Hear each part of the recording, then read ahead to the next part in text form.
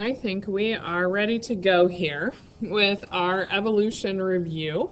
I have several questions, I think maybe 14 questions that are kind of designed to walk you through most of the review sheet and then prepare you for the exam. So here we go. Maybe. All right. The first question says, what is the big misconception that Lamarck brings to the idea of evolution? And so I have several options for you here. One, that his ideas were the same as Darwin's. His ideas influenced Darwin's. He had ideas about survival of the fittest or about use and disuse during an organism's lifetime. So I'll give you a second here. All right, so hopefully you went with this last bullet here. Lamarck's ideas were not the same as Darwin's. His ideas were not about survival of the fittest. Now, his ideas were very influential to Darwin, and they were kind of where Darwin started with his thinking. But the key here is that Lamarck talked about use and disuse during an organism's lifetime. For example, if I became extremely muscular, then any babies I have would have bigger muscles as well. Or if I tied my left arm behind my back, then my babies would end up with really weak, kind of shriveled up left arms, but our right arms would be huge. And we know that this is not what happens, that it's not during an organism's lifetime that things change, but over hundreds of thousands to millions of generations, and it's change that we see in a population, not in an individual that gets passed on. Okay, here is our second question. Which of the following are examples of homologous structures? I'll give you a second to look here.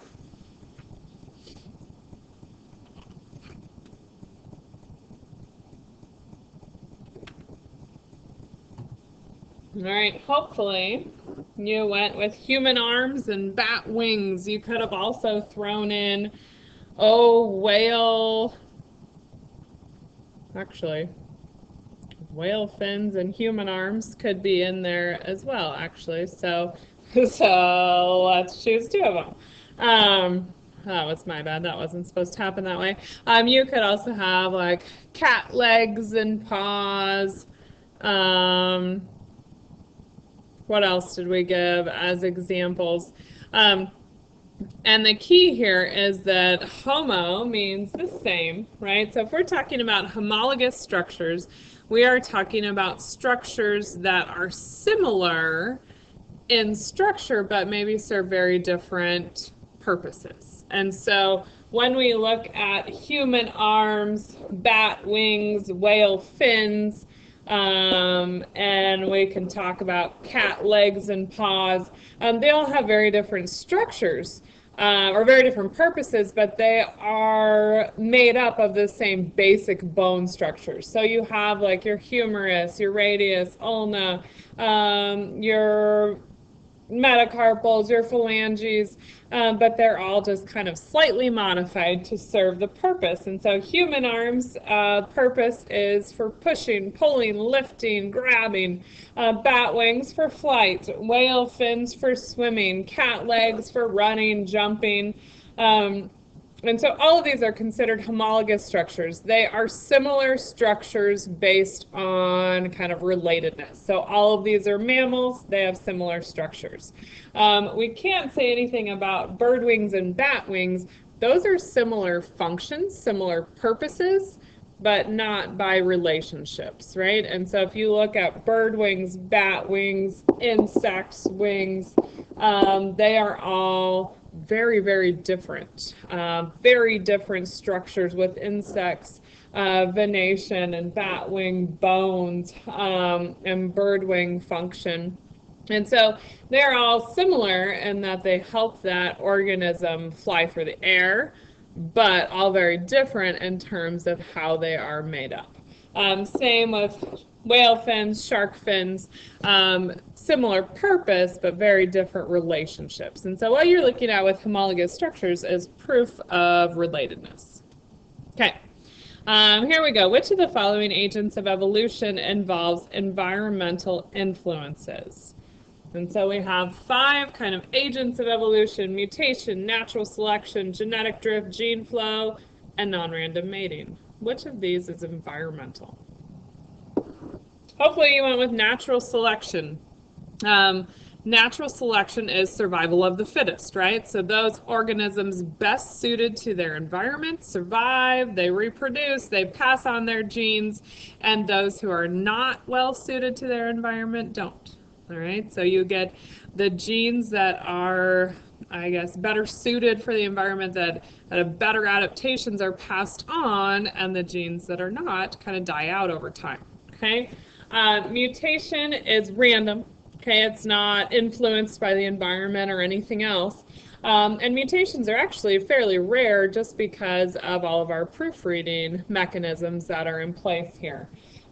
Genetic drift, you're always going to see this related to population size, because the key to genetic drift is if you have a huge population size, you're not going to have a whole lot of effects from genetic drift, because genetic drift is how your population changes in response to random chance events that happen, like a hurricane coming through and wiping out a huge population of organisms and just leaving a handful. So anytime you have drastic decreases in your population, like birds getting blown off course and having to relocate and repopulate an area, then you're talking about genetic drift. And so it involves drastic decreases in genetic variation, drastic decreases in population size, and so plays a pretty huge influence in terms of evolution. Gene flow is also a pretty big influence. Here we're talking about genes moving, like migrating, emigrating, immigrating from one place to the next, and obviously the organism would need to be moving in order for that to happen. So really wonderful examples of gene flow might be seen in human populations as we move from continent to continent, and as we have these capabilities to do so. Non-random mating is also kind of a minor evolutionary agent. If we are not mating at random, then that means we are selecting different traits that we are attracted to or something. And then those traits are the ones that are passed on to the next generation. Okay, so the big dogs here would be these middle 3, natural selection, genetic drift, and gene flow. Okay, all right. Circle all of the following that are conditions of natural selection. So which of these would be conditions that natural selection would have to meet? So they need hot and stressful environments, natural variation within a population, differential survival and reproduction of individuals, changes that happen during an individual's lifetime, overproduction of offspring, competition for available resources. So hopefully some of these sound familiar to you, and maybe some of them are ones that we can just cancel out right away. I would say you could cancel out hot and stressful environments. This doesn't need to be a condition of natural selection. And remember, we said changes that happen during an individual's lifetime are not ones that we're talking about here. So natural selection is defined by these conditions. So you have natural variation within a population, which gives you a lot of genetic diversity. So there's differences between organisms.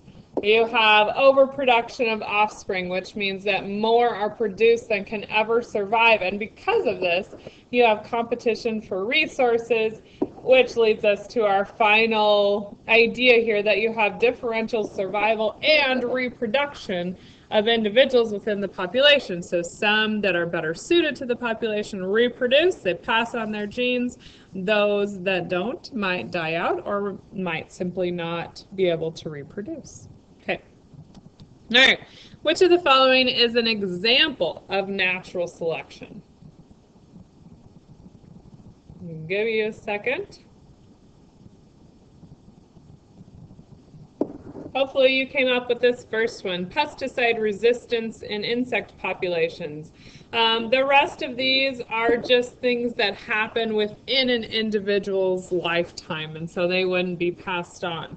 What we see with pesticide resistance, like for example, if you spray Raid on a population of roaches, you're probably not going to kill them all. So which ones do you leave living if you don't kill them all? Well, the ones that have developed some sort of resistance to that Raid or naturally had it in the first place.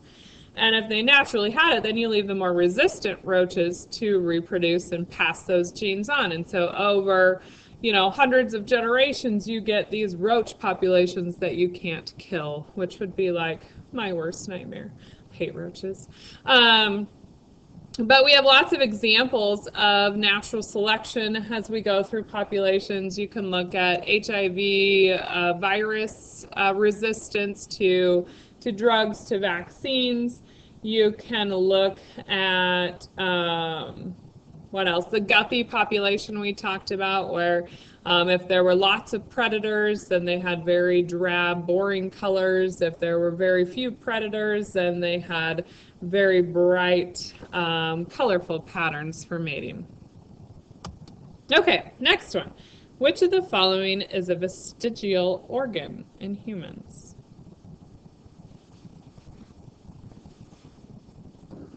Hopefully you went with the appendix. A vestigial organ, remember, is one that has a severely reduced function, usually seriously reduced in size as well. Now, the idea is that these vestigial organs, like our wisdom teeth, our tonsils, our appendix, are things that maybe used to play a much larger role in early human history, but over time have been something that we can kind of do without. Now, we don't say, hey, I don't eat raw meat anymore, so I don't really need my appendix, and then just get rid of it. But what happens is, a larger appendix might take more energy for your body to produce, and that output of additional energy might lead you to miss out on something else, which maybe makes a difference between your survival or death, right? And so maybe over time, the decreased size of the appendix that is not being used anyways might be something that is selected for, and then you eventually, over millions of generations, get down to our essentially non-functional appendix that we can remove and still live just fine. All right. Humans definitely still rely on their molars for chewing, right? Wisdom teeth we don't rely on so much, so those could be a vestigial organ. Thumbs for sure, and big toes, absolutely, for power, for balance, for a variety of activities. All right, our next question here. What level of organization does evolution act upon? All right, so here I have several different levels, individuals, families, populations, species, or communities. Give you a second to think about it. Hopefully you chose populations. We've talked about this a lot, that evolution does not work on individuals, even though it's the individuals that survive or don't, right? That pass on their genes or don't. But the overall impact is on the populations themselves, how their allele frequencies change over time, okay? And then those changes in populations might eventually lead to changes in species, but this is not what evolution is acting upon. It is acting upon the populations themselves. Okay, here we get into Hardy-Weinberg equilibrium. Which of the following include conditions of Hardy-Weinberg equilibrium? And so remember, when we're talking about Hardy-Weinberg equilibrium, we're saying that it stays the same, that it stays equal over time, so no changing. So which of these conditions are going to keep the allele frequencies the same is what I'm asking. So gene flow, let's say no gene flow. That is one of the conditions of Hardy-Weinberg equilibrium. If you have no gene flow, then it means that you don't have any immigration or emigration from an area, that genes are staying in the same place, they're not moving and introducing themselves into other areas. Small populations. Remember, this we said was an example of genetic drift. Is genetic drift acting more on small populations or large? Well, genetic drift plays a huge role on small populations. So we would say this is not a condition of Hardy-Weinberg equilibrium. You would want significantly large populations to stay in this equilibrium state. Okay? And what that means is if you had a large enough population, you could have minor fluctuations in allele frequencies, but not actually change much. Okay? No natural selection. So this would say that no genotype or phenotype is favored over another. I would say this is a condition of Hardy-Weinberg equilibrium. Once you get natural selection happening and certain genotypes selected over others, that's when you start changing allele frequencies in populations. Mutations present. We can have no mutations in Hardy-Weinberg equilibrium because any mutations are going to cause slight changes, and that would be going against the idea of equilibrium if things were changing. And then finally, non-random matings. And this one's always kind of confusing with the wording. So if we're saying non-random matings, it means that matings are being chosen, that individuals are preferring maybe one individual over the next. And if we have any sort of sexual selection or sexual preference here, then that's going to change your allele frequencies, which is going to take us out of Hardy-Weinberg equilibrium. So if we were to modify this, we would say random mating. All right, so our 5 conditions would be no gene flow, large populations, no natural selection, no mutation, and random matings. And all of those things will serve to keep the population the same from generation to generation. All right. Here's a question where I'm just really looking for an answer. It says, if there are very few populations that ever meet the conditions of Hardy-Weinberg equilibrium, why are the equations still useful?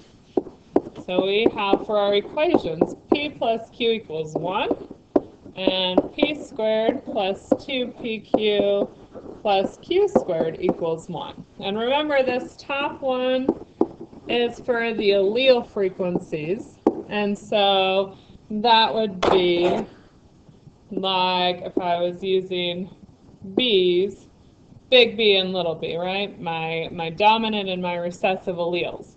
This bottom equation is for genotype frequencies. Okay, and so this P squared would give me big B, 2PQ would give me my heterozygote, big B, little b, and then Q squared would give me little b. And anytime I tell you that big B is dominant over little b, you can also figure out the phenotype frequency or the phenotype ratio because the homozygous dominant and the heterozygotes would look the same. Okay, so you'd have 2 different frequencies here. Now, why do we use them? Well, the purpose of the Hardy-Weinberg equations are to make predictions for the next generation.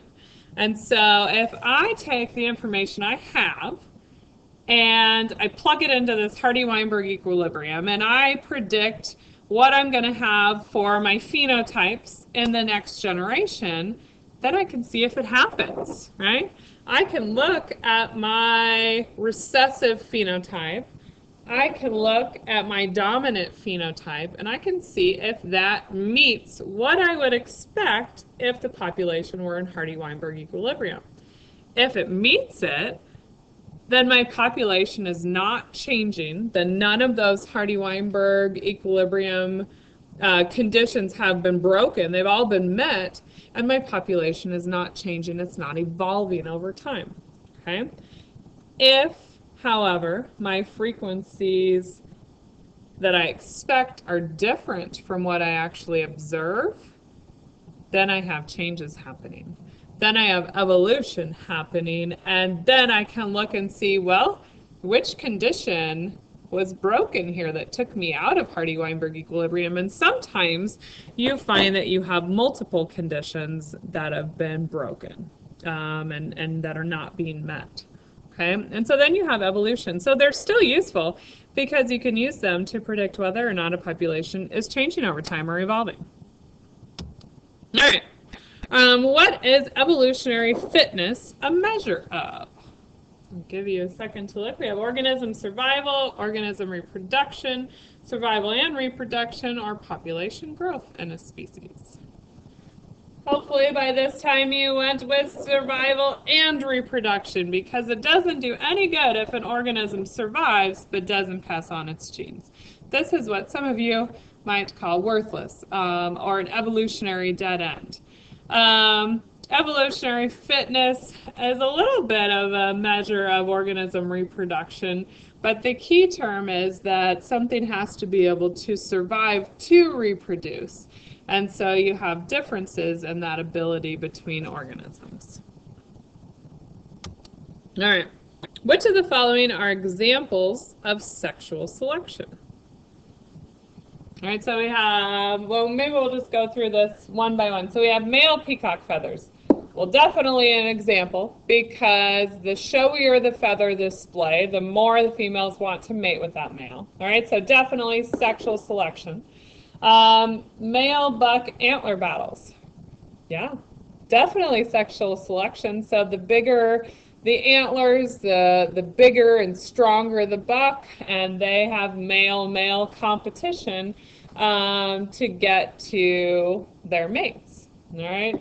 Here's another bird one, male cardinal coloration. The males are bright red and very beautiful that attract the females. And then finally, male rhinoceros beetle wrestling. Sure, this is also an example of sexual selection, because the stronger the rhinoceros beetle, the more likely it's going to win the wrestling match and then get the mate. All right, so anything that is showing a strong preference for one type versus another is going to be considered sexual selection. All right, we're getting to the end here. Our next question, what does the biological species concept include in its definition?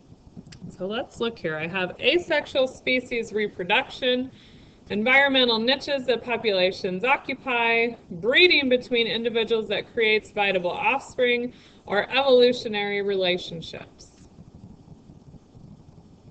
I'll give you a second. Hopefully you won't want this one. Breeding between individuals that creates, and the key here is viable offspring. And so you want to create offspring that is fertile, that is able to reproduce itself. Okay? There are other species definitions that involve the environmental niche and involve evolutionary relationships. One of the downfalls to the biological species concept that a lot of people carry out is that it completely ignores this idea of asexual species, that there are species there that are not breeding but are essentially creating clones of themselves. And so this is a pretty huge group of organisms to just leave out of what is a species, right? So there are definite bonuses and downfalls to all of these definitions.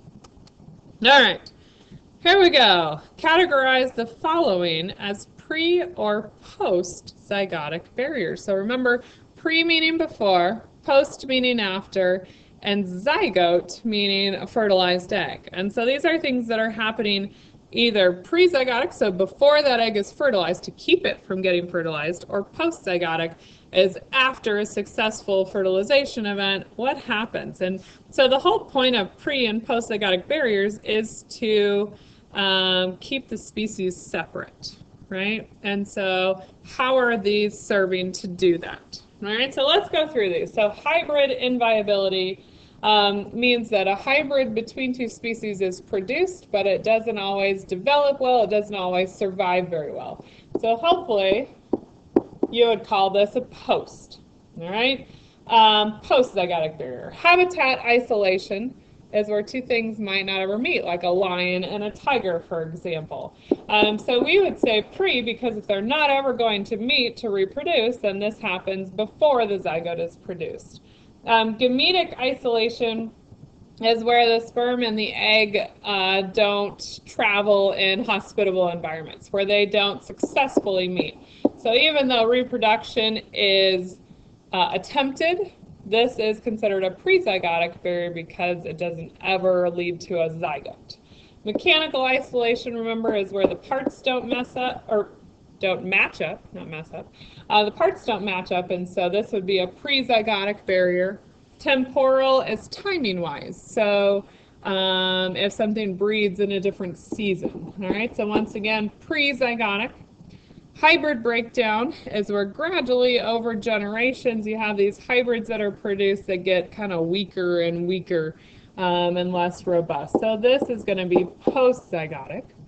Behavioral isolation is where you have different mating behaviors like dances or songs or battles that either attract or don't, right? So this would be a pre-zygotic barrier. And then finally, hybrid sterility would be where a hybrid is produced, but it's sterile, right? So our example that we use would be a mule that's created by a horse and a donkey mating. Hybrid's produced, but it can't then pass on its genes. So this would be post-zygotic barrier. All right. Here we go. What type of speciation involves speciation without geographical separation? All right, so which one of these? Allopatric, sympatric, simple, or complete speciation? Give you a second. Hopefully you went with sympatric. So this is speciation within the same environment. So like within a pond, maybe you have different little mini niches within that pond that fish can inhabit, and then they aren't interacting with each other to reproduce. Allopatric speciation is your geographical separation. That's where two squirrels can't traverse the Grand Canyon to breed, so their populations change independently of each other. Simple and complete are just words that I made up to refer to speciation, so they don't really mean anything at all. All right, so at this point, that is your exam review. I hope it helped. Please make sure you look over the Hardy-Weinberg equations and problem set because there will be examples on there that you will have to solve. You might want to bring a calculator with you as well. And I think we are good to go. You guys are going to do great. Good luck.